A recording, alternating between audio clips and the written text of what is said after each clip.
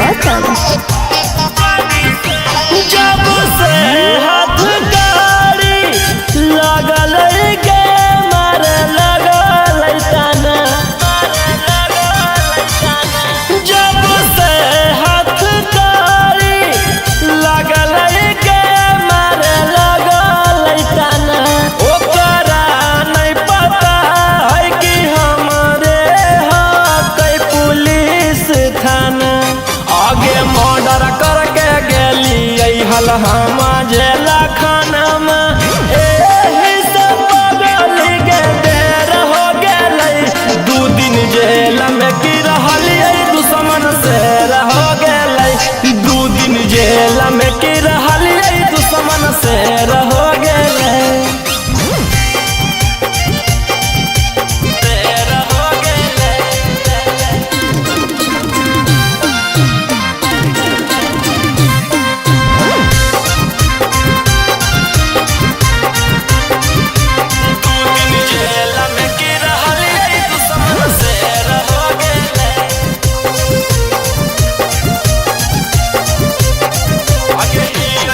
आगे ही रंगदार पगली मानबै नहीं हार गे, नामावा के खौफ रहतै जिला जवार गे।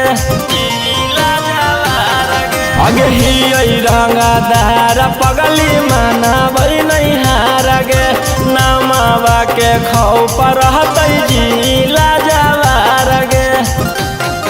आगे हमारा नहीं रहला से बाहर आगे छौरी लागो है सब दिले रह गेलै। 2 दिन जेल में की रहलियै दुश्मन से रह गेलै। 2 दिन जेल में की रहलियै दुश्मन से रह गेलै।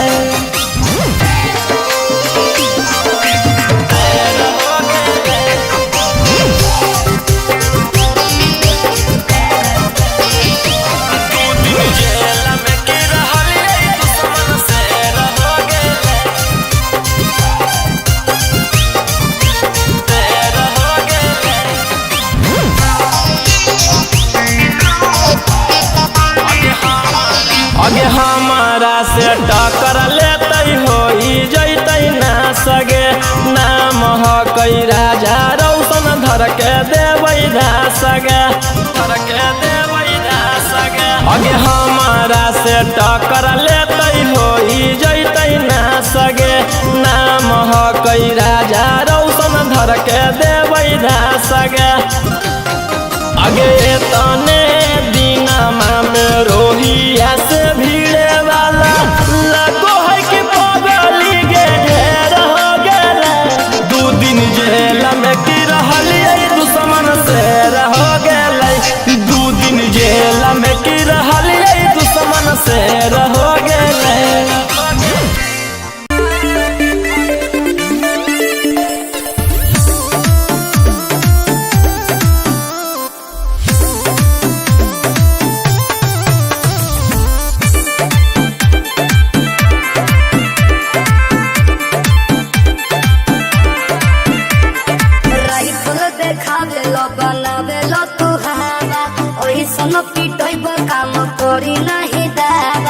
अच्छा बाबू बच के बुझाई। अरे हमरो मजनुआ तो चलना चलना रही हो तू तने होशियार। तो लेनी रंगदार घर जनमा, लेनी रंगदार घर जनमा, गड़वा में धइले बनी हथियार। अरे बाप रे बाप। गड़वा में धइले बनी हथियार, लेनी रंगदार घर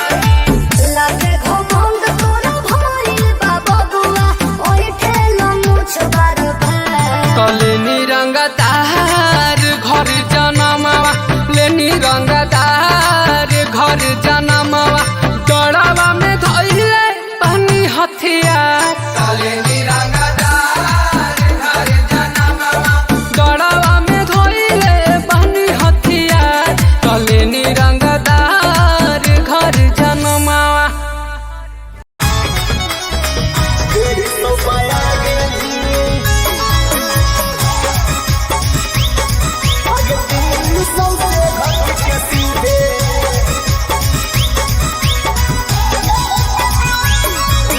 mix by Golu Gautam. Rate हम कम कर दिलियो छौड़ा ना लेट करे चाहे ऑनलाइन चाहे कैश पेमेंट करे रेट हम कम कर दिलियो छौड़ा ना लेट करे चाहे ऑनलाइन चाहे कैश पेमेंट करे तू पटना में गेथी नारो एतना जगह गेली की 300 से घाटी के सीधे 150 पाया गेली आगे 300 से घाटी के सीधे 150 पाया गेली 150 पाया गेली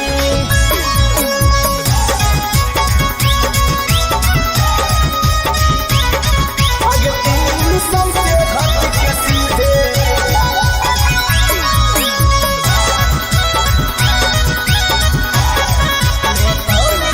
मैं कॉलेज वाली लड़की हूँ कॉलेज मेरे पढ़ती हूँ तू जैसा सोच रहा है वैसा धंधा मैं ना करती हूँ धंधा मैं ना करती हूँ तू जगतन वाली माँ रही केतना से छुआ लही जब कोई नहीं पूछले हो घुर के हमारे धीरिया लही सुनो तुम भूल जाओ पहिल का बात पूछो आई हूँ तेरे लिए तू रख ले पास में तू पटना में गेथी नारो एतना गंगा गेली की 300 से घाटी के सीधे 150 पाया गेली आगे 300 से घाटी के सीधे 150 पाया गेली 150 पाया गेली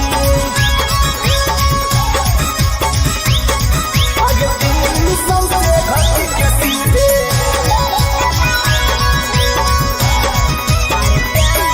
हर प्यार करके तुम तेरे बदनाम हो गई हूँ मैं अच्छे खासे घर से थी सरेआम हो गई हूँ सगरो हो तो रे चर्चा गे कितना भदैलो परचा गे अमिता आशिक से छौरी तो ले बोही पॉकेट खर्चा गे सुनो रे चिंटू राजा मार के हमसे मजा भाव क्यों खाते हो तुम बजा के भरदम बाजा तू